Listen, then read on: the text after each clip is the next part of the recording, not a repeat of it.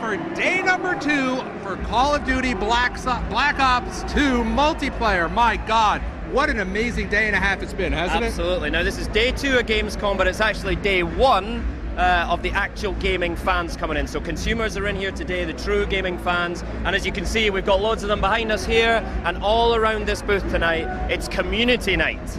And you're looking at home probably saying, you know, I'm not there, how can I participate? Got you covered there. Hit Twitter. The hashtag is Black Ops 2 MP. That's Black Ops, the number 2 MP. We're going to be going through your Twitter questions, and I'm going to get Dave Vonderhaar, the game designer himself, right here to answer your questions. But first, we had a celebrity stop by the booth, so check this out. Got him. Come on. Oh man, it's incredible. You know, I'm a big first-person shooter, you know, fan, so Call of Duty is one of my favorite titles, and Black Ops 2 is I did good. I like the Mercenary, the AR-15s, and the Scar. It's crazy.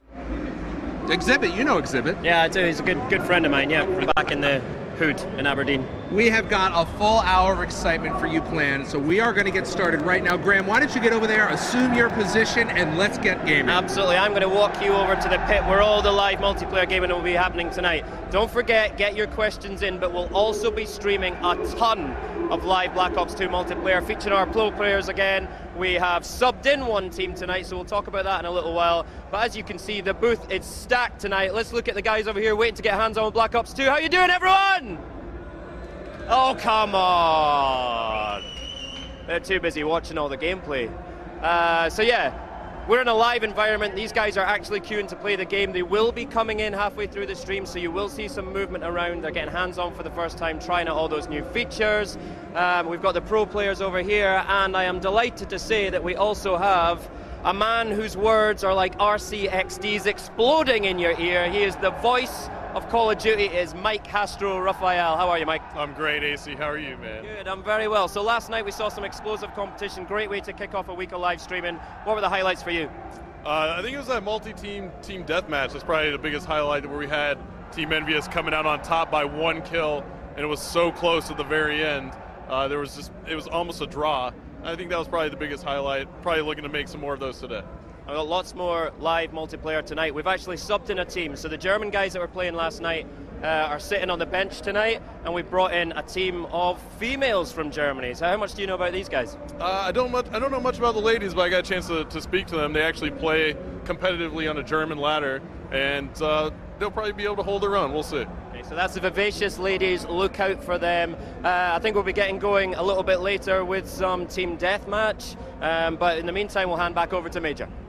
Thank you, AC. We got a lot to go over for the next hour, so who is the best person to tell us about some of the game modes and the maps that we're going to see tonight than Mr. David Vonderhaar himself? David?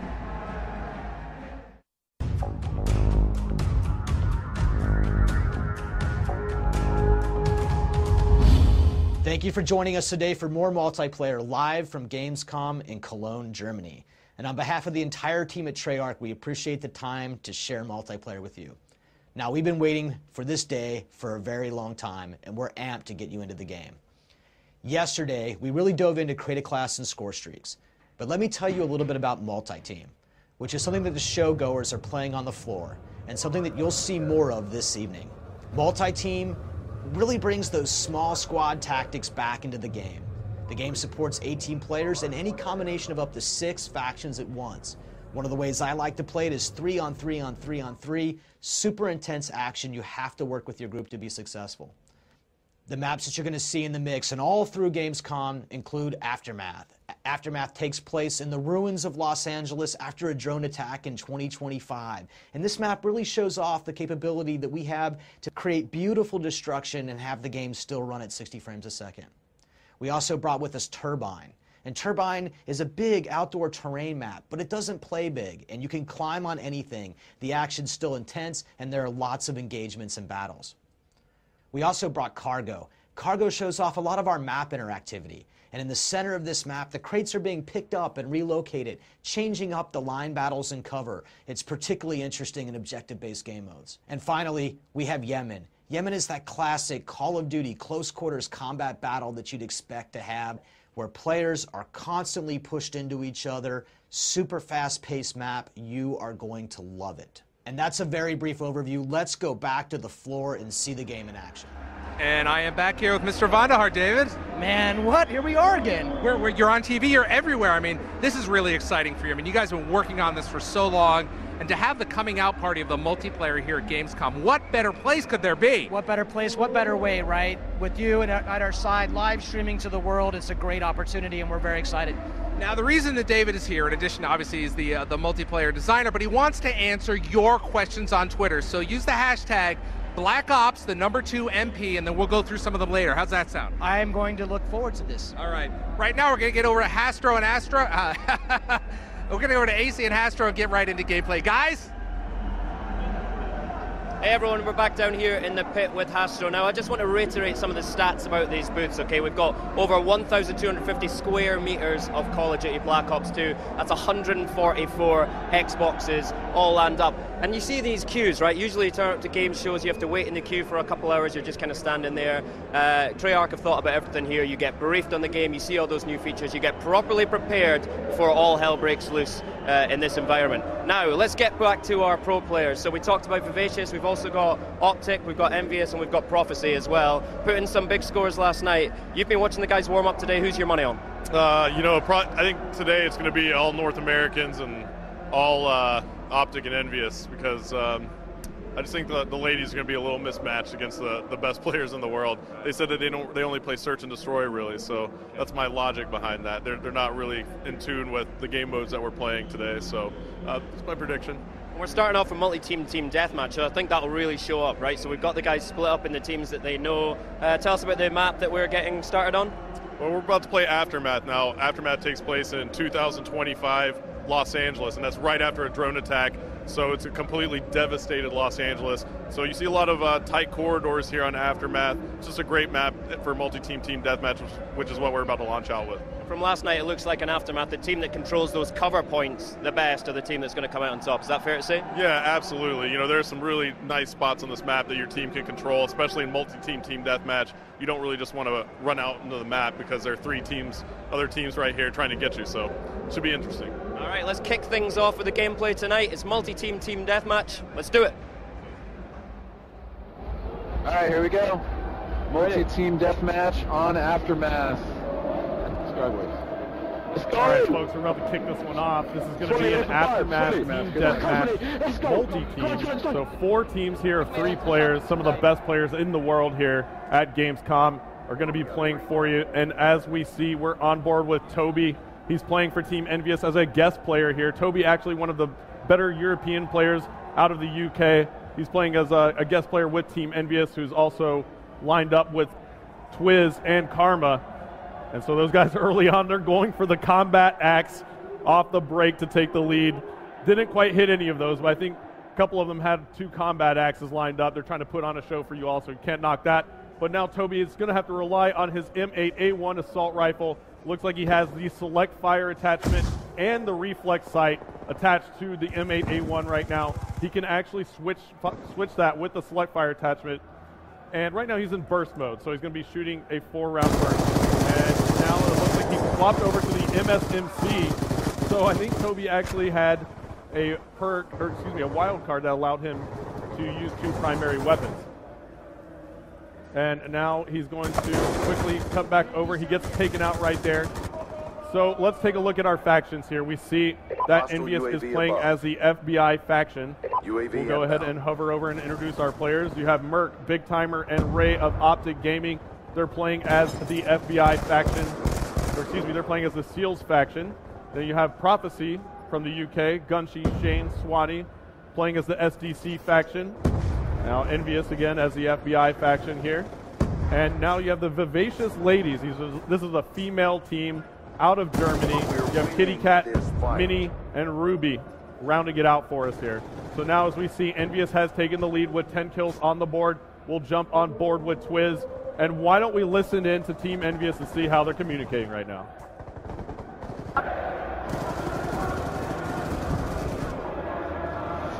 Merc sniping in above the bar or whatever. Shocked in the middle. You got him.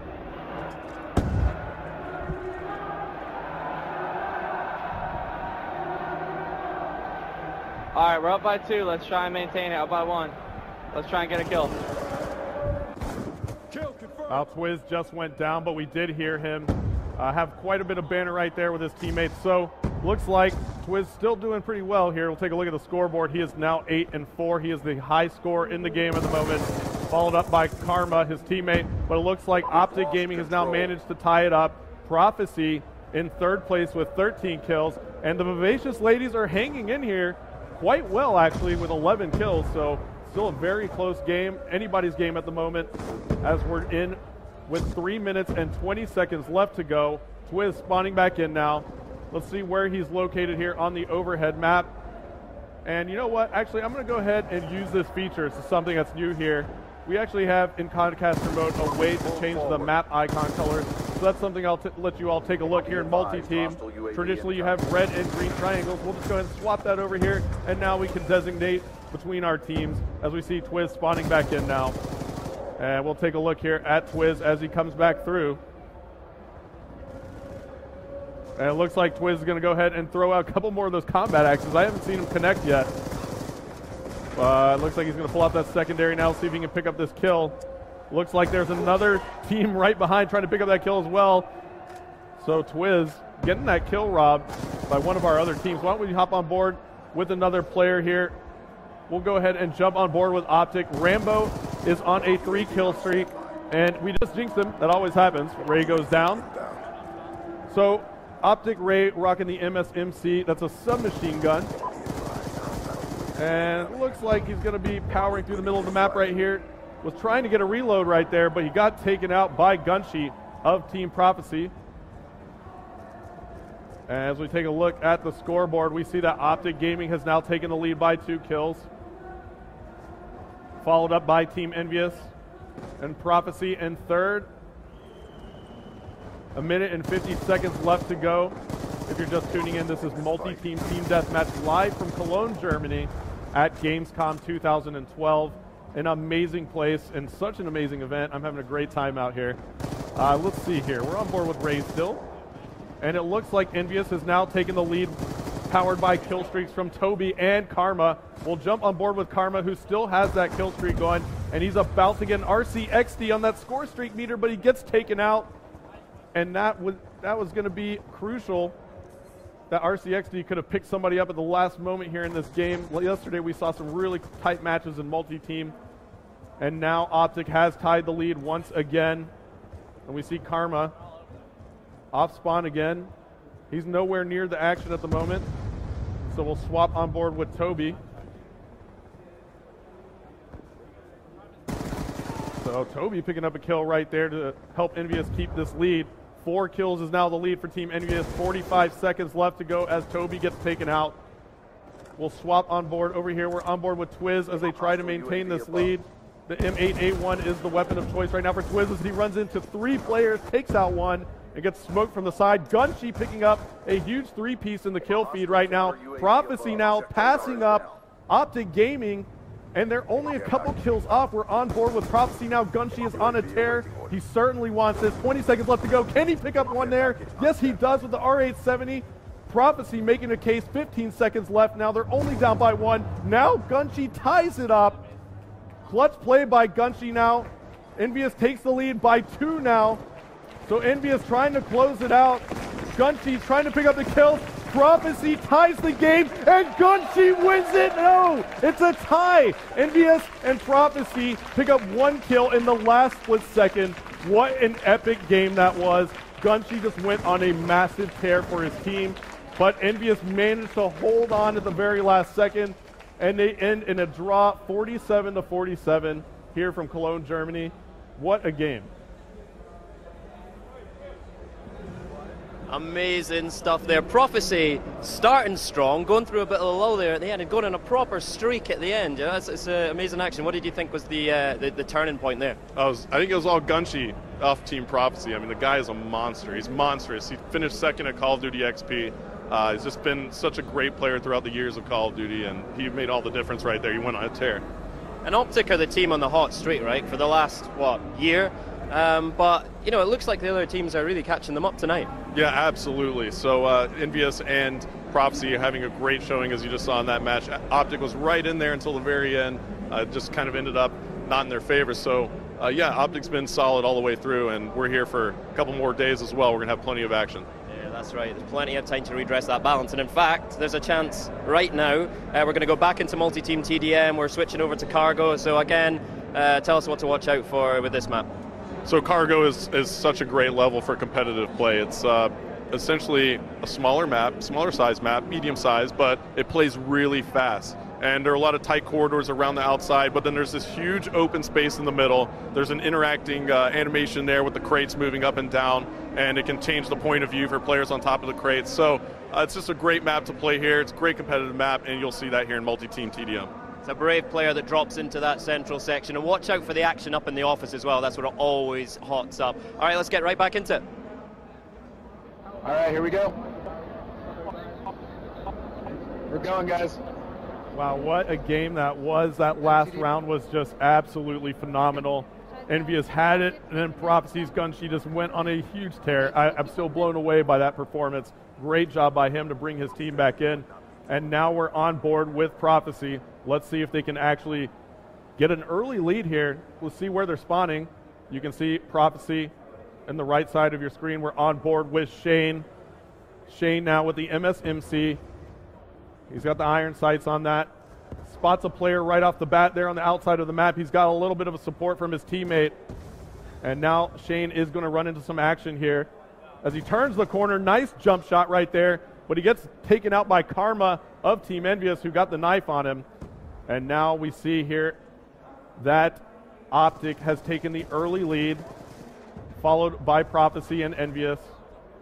And while we jump on board with the ladies, Minnie for Vivacious Ladies is on a 2-kill streak as she picks up a kill right there on Swanee. So the ladies are actually now in second place, pulling it together. We're still on board with Minnie. And Minnie gets taken out off spawn, now on board with Ruby. As they try to hang on here, Ruby taking out Twiz right there. She's packing the Scar H assault rifle, as well as a shock charge and some C4. Interesting choices on the class there. And the ladies are still in second place here. So Vivacious Ladies in second with 8 kills. And as Ruby tries to climb the crate, she runs into Swanee, who takes her out. And now we see that Optic Gaming is still in the lead with 12 kills. Mainly in part by Optic Merc. Optic Merc with 5 kills now. And here comes the Hellstorm missile from Merc as he fires it in, bursts it right into Gunshi and takes him out. So the R870 is still the choice here for Merc. The shotgun with the laser sight attachment. That laser sight gives him increased hip fire. Here in Black Ops 2, the only way to modify the statistics and attributes of your weapon are to add attachments. So that laser sight increases the hip fire. And you see Merc being a very, very sneaky player here. Knows that there's a player coming up the stairs and then comes back to take out Shane. What a great job by Merc there. Great heads up play. Increasing the lead for Optic to 6 now. And now Merc is calling in a care package there.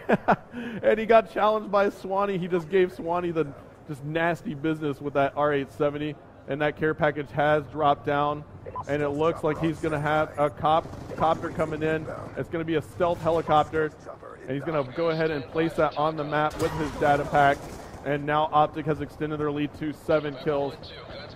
As we take a look here, looks like Prophecy making another run, however, all on kill streaks. And we're going to swap on board with Swanee.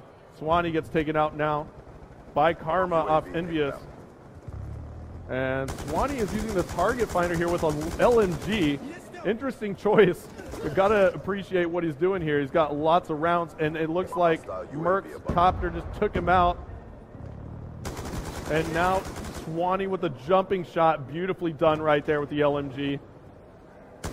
Dove to prone kind of, and did it manually by just kind of sprinting, jumping, and going prone.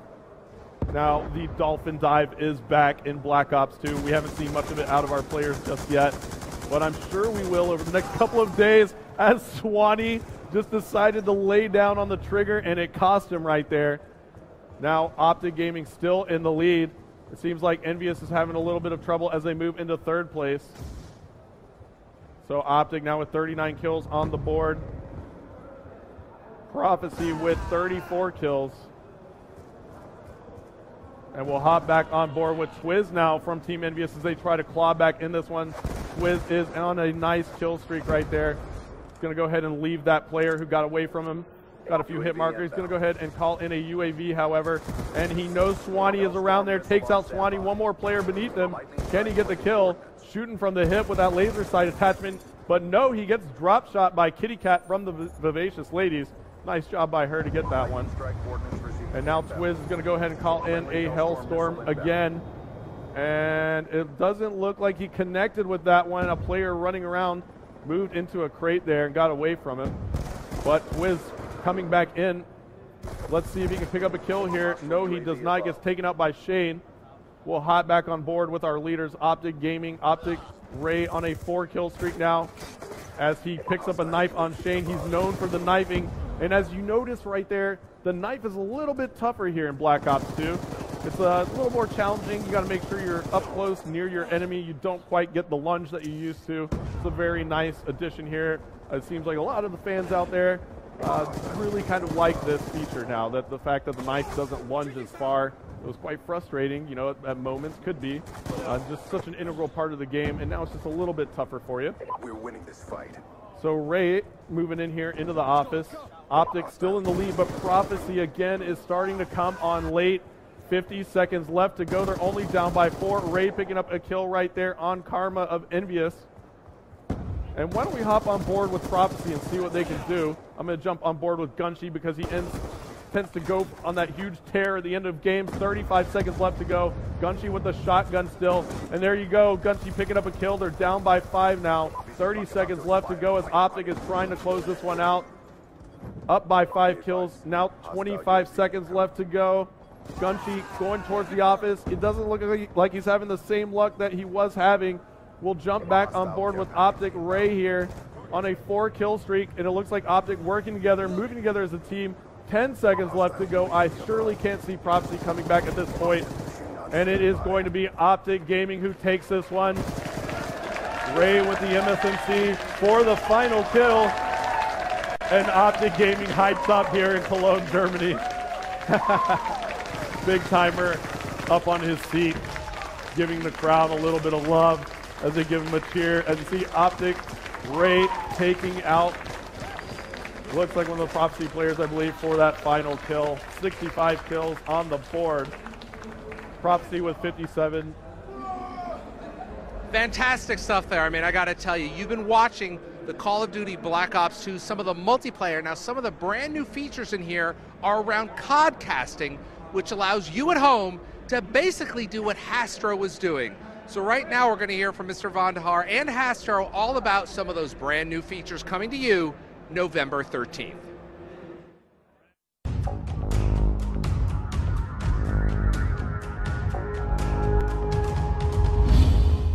David, that was amazing. What did we just see? That was the world premiere of the COD casting feature in Call of Duty Black Ops 2 multiplayer, and that was Cargo in Team Deathmatch. Thanks, David. Hastro, tell us about some of the tools that we just saw. Sure. So you saw a few different elements in the COD casting feature, and it just really allows us to get in and make a better viewing experience for the audience that's tuning into Call of Duty matches online, right? So you saw an element called the score panel, and that's the kind of the key element at the very top center of the screen. The score panel is just a way for us to give information quickly to the audience, the score, what team's in the lead, and how much time is left in the game. And then, of course, we saw the names up there. That's the nameplate. Yeah, the nameplate essentially is our way of giving the player a jersey and a number, right? A name on the back of the jersey. We're in a first-person POV in Call of Duty Black Ops 2, so we want to be able to identify the player and who you're watching, so that's what the nameplate does. Now, that's all great, but viewers really want to see the map. Tell us about the map. Yeah, the map overhead is a really important piece of information for the audience. So the audience wants to see where the teams are set up, where are they located on the map, where are the engagements about to occur. And also for the commentators, it's a great tool because the commentator can kind of switch players after a player dies and bring you right back into the action faster. Now, this is really exciting. It's almost like watching a TV show, picture-in-picture.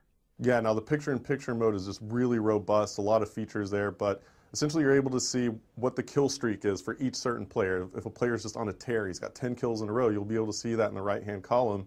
Also, we have an objective column, so any player who's playing an objective in real time, you're going to be able to see live when that player is playing an objective, and it's going to identify that that player is in fact on the objective.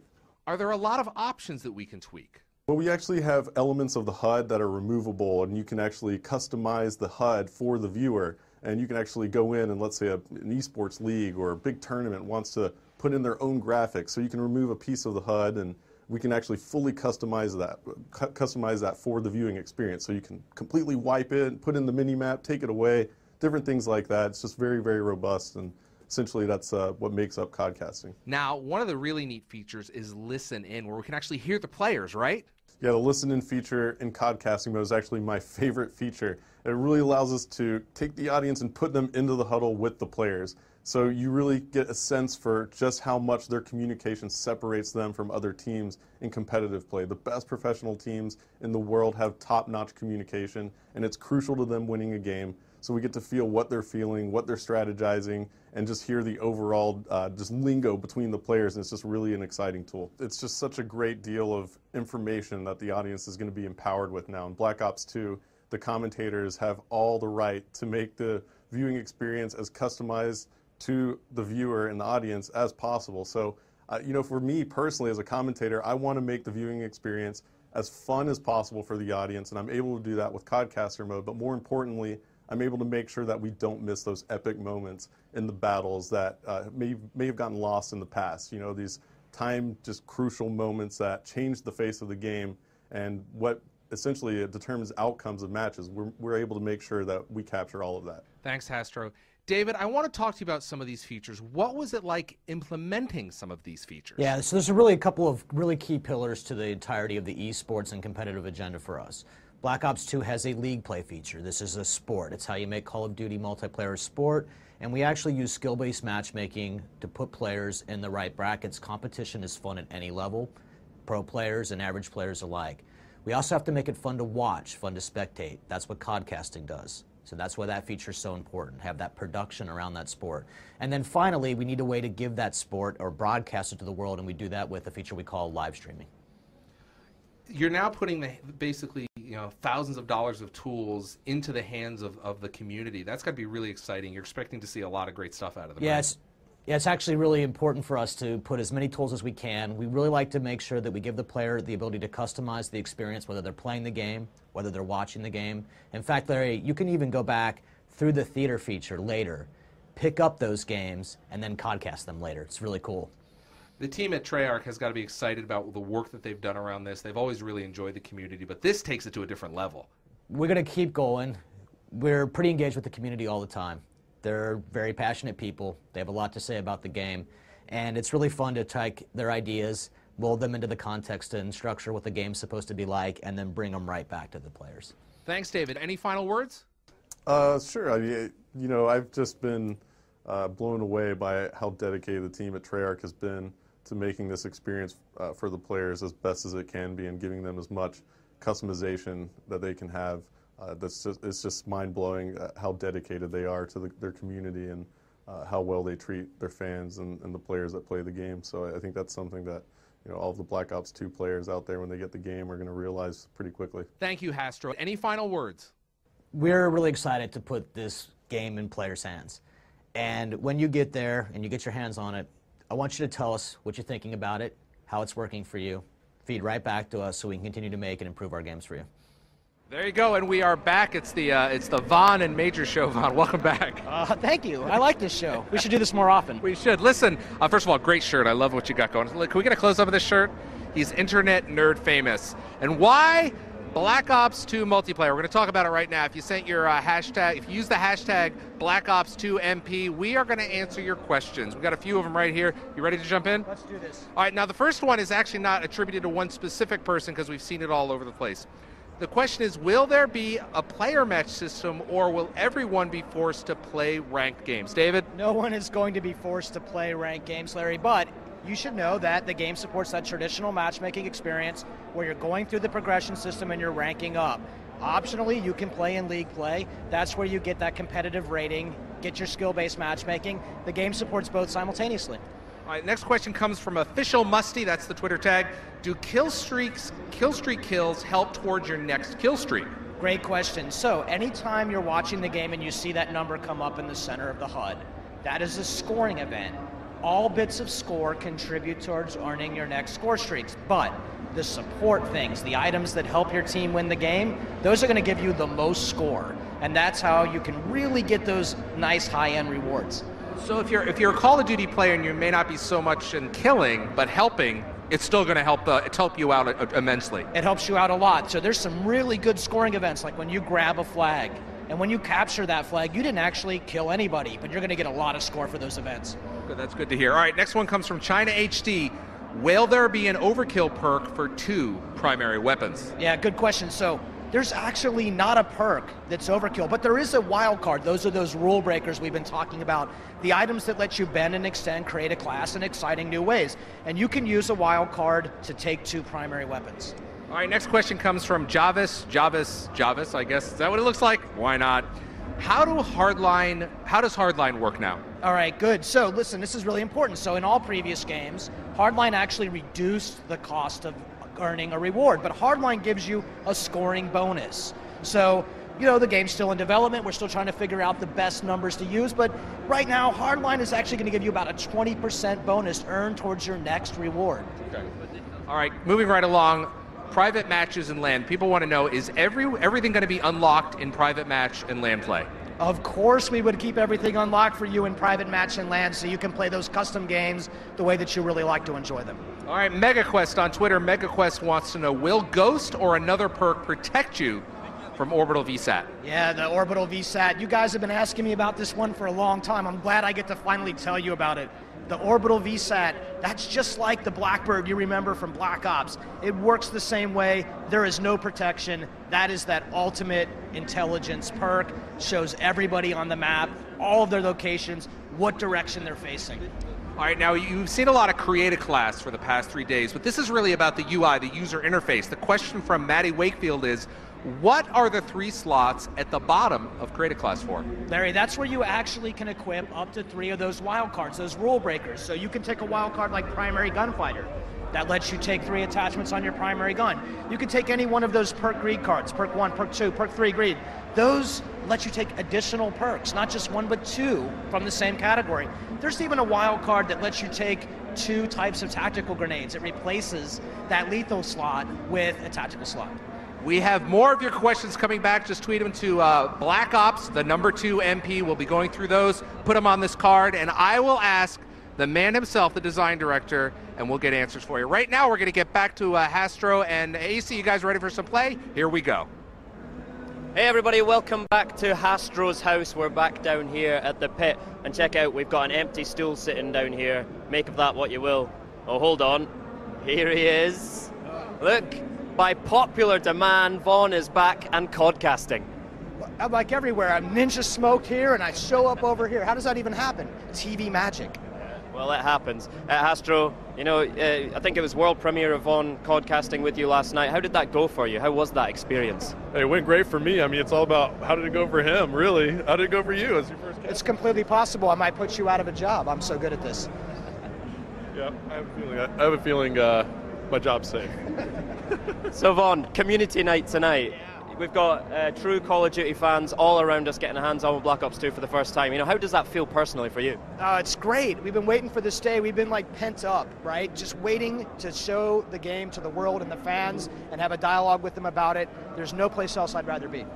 All right, we're going to get back to the gaming. Optic coming up big on that last one, stamping some authority on the matches tonight. We are switching over to Domination. Hastro, which of these teams here tonight would you say is the Domination specialist? You know, it's tough to call, AC. It's really tough to call. I'd probably lean towards Optic winning this one right now. Again, I'm going to go ahead and call it. They're going to pull it off. Okay, and we're going to go and play a couple of rounds of Domination in each of these games as well, yeah? Yeah, so I think we're playing some round-based domination. So that means everybody gets a shot at either side of the map. That keeps that playing field even for both teams, takes out any kind of intrinsic map issues, and so everyone can have a good time. So we've switched to 6v6. Tell us how the teams are lining up. Yeah, actually, so I noticed that we're not playing multi-team anymore, actually. Right. So it's actually going to be a combination of Optic and Team Envious. It's a North American team here. So pitting the North Americans versus the Europeans, and it's going to be a lot more fast-paced, I think. Vaughn, so last night you sat on the fence spectacularly. I need an answer from you. North America, Europe tonight? Yes. Let's get going with the game. All right, here we go. All right, Vaughn. North Americans versus Europeans Top once again. in on Yemen this So, time. Your answer was yes. Yes. But look at this. It's Yemen. Okay, so we're loading the map up. It's Yemen. First time that we're streaming it. Tell me a little bit about Yemen. Man, Yemen is inspired by that urban close quarter combat battle. You're going to see some real fast-paced, close quarter combat action, and that B flag is just a brutal position. Guys are going to have to really keep guys out of that zone. Yeah, and as we see right off the bat here, it looks like the whole North American side decided to take that flag together. And usually sometimes you'll see that teams go ahead and push up towards that B flag, but they all jumped on it to get it quickly. And now you see them making moves. We're on board with Toby. And Toby gets taken out right there. We'll swap over, and we're now on board with Twiz, who's flanking around here. Twiz with the MSMC, and he's got the laser sight attachment. Tell me a little bit about that. That laser sight is how you can get that increased hipfire accuracy for these players. Got it. Yep. So that is Twiz picking up the kill right there. And he's going to go and hang tight as the North Americans are controlling 2 flags now. They have taken B, and Merc is on a tear right now. He just called in. It looked like a hellstorm, and it picked up a double, and now he has the SMR. So that is actually a semi-automatic rifle, right? Right, he's got this thing customized up in all sorts of ways, so he's using that select fire switch to change up whether he's bursting or auto. Got it. So looks like he's doing some work with it right now. As a Ruby jumps around the corner, he gets taken out there, and now it looks like Merc's going to be calling in a care package. We'll stay on board with him and see what lands. 26-13 now as the North Americans are up. And it looks like that care package is coming down, and Merc turns right there and takes out Gunshi. This gave Gunshi a little bit of the business, and that care package just came through. So let's see here what Merc is up to. It looked like it was a UAV. Yeah, that's a UAV. You see those UAV assist points coming up. We were just talking about that earlier. Every time you're using a support-driven streak, if someone gets a kill with that UAV up, you're earning some points for that. That's that UAV assist message. Right, so all of those points from that UAV are going to contribute to his score streak. Tell me a little bit about what we're seeing down here with the score streak meter. Yeah, you can see that score streak meter in the bottom right-hand corner of your screen right next to those 3 icons. That'll fill as the guys get score. It hits the top, they're going to earn that next reward. Right, so as we see, Big Timer is just getting started on his score streak here, and it looks like he took some shots right there, and the North Americans are doing some great controlling of that B flag at the moment. Map control is so important in domination, and you have the North Americans doing a great job of just locking it down. 3 minutes and 35 seconds left to go, and 3 minutes and 30 seconds left to go as Big Timer takes that hip fire with the laser sight attachment. That definitely helped him right there. Absolutely, man. You're going to see a lot of really good play from the hip and ADS with this particular attachment. So tell me a little bit about what we're seeing round base here now. 3 minutes left to go here. You see at the top of the screen, it says round 1 of 2. It's the score panel is telling us this is the first round. What's going on there? Right, so this is something we actually learned directly from the esports community. In a public game of domination, you usually only play 1 round. You rack up to about 200 score and the game's over. But when we watch the guys play competitively, we realize that they like to play it round base. That makes sure that everybody has to spawn on each side of the map. Right, and that's important because it makes the game a little bit more fair in domination. You get to play from both spawns, and you're able to have an equal opportunity on both sides. It's a great thing. So we'll be playing 2 minutes and 30 seconds left here, and then the teams will switch spawn, and the score will remain, and we'll keep playing from that point on, right? Yeah, so it's still the guys with the highest score are going to win that game, but these scores will carry over to the next round. They'll start with the same exact scores that they end with. Yeah, that's awesome. So great thing there for everyone who loves to play domination. And now it looks like the North Americans are turning the heat up completely with the 3 cap. A player is on the B flag. As we take a look here, we see that Minnie and Shane were on the C flag, and it looks like they did manage to cap that C flag, and we're on board with Big Timer still So why don't we hop on board with the Europeans, take a look. Well, actually, look at this. Twiz and Ray from the North American side, Ray of Optic Gaming and Twiz are on massive kill streaks right now, David. We'll swap on board with Ray. And what's Ray got here? Yeah, Ray's got the Death Machine out. This is some of the new weapons that we have put back in. The Death Machine actually has a little baby brother is known as the War Machine, which is the grenade launcher version. So it was really fun for us to put these clearly superior firepower weapons into the score streak system itself. Awesome. So he's got a care package as well. Looks like he's just doing some work with that Death Machine, and you see him die and pull it back out again. So he's able to keep that Death Machine, whereas I think in the past, if you died with the Death Machine, you lose it, right? That's right. So in Black Ops 2 multiplayer, you can hold on to that Death Machine sort of through multiple lives and through some extra ammo there. Yeah, and that's awesome. So Ray still has that thing, and he's got about 30 rounds left. So there it goes. It expires. And look at that play that just happened right there. Ruby ran right into a shock charge that came from the North American side. So tell me a little bit about that shock charge. Hestro, I like to use that shock charge as a type of alarm system. I'll actually place it on the entrances and exits of buildings, so if anybody comes through that door, they get electrocuted very briefly, usually just enough time for me to spin on them and take that target out. Awesome. Well, look at this. 135 to 50. And you have about 30 seconds left to go. So we're getting to that point where this round is going to end and we're going to start back over. So the score was going to carry over. I'm just really excited for people to be able to check that out. And we'll take one more look here at the picture-in-picture. You see some players hopping on the flag, trying to play the objective near the end of the game. We'll take a look at the scoreboard as well. You see that Ray of Optic is on a tear. Huge game for him. 28-6 with 10 defense and 4 captures. And then you see Karma backing him up at 23-9. The North Americans are going massive at the moment.